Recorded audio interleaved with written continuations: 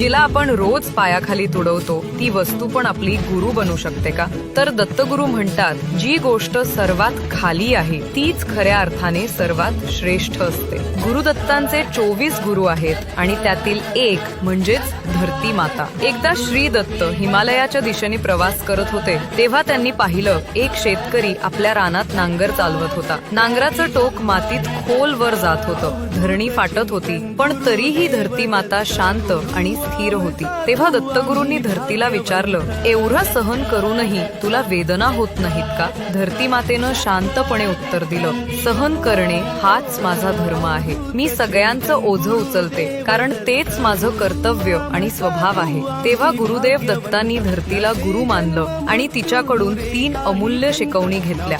धैर्य, आयुष्यात कितीही वेदना आल्या तरी न डगमगता स्थिर राहावं. क्षमाशीलता, ज्यांनी आपल्याला दुःख दिलं त्यांनाही माफ करून पुढे जात राहावं. निस्वार्थ सेवा, कोणतीही अपेक्षा न ठेवता प्रत्येकाची मदत करत राहावं. म्हणूनच म्हणतात, धरती ही केवळ माता नाही तर श्री दत्तांची प्रथम गुरु आहे. श्री गुरुदेव दत्त. Download ShareChat.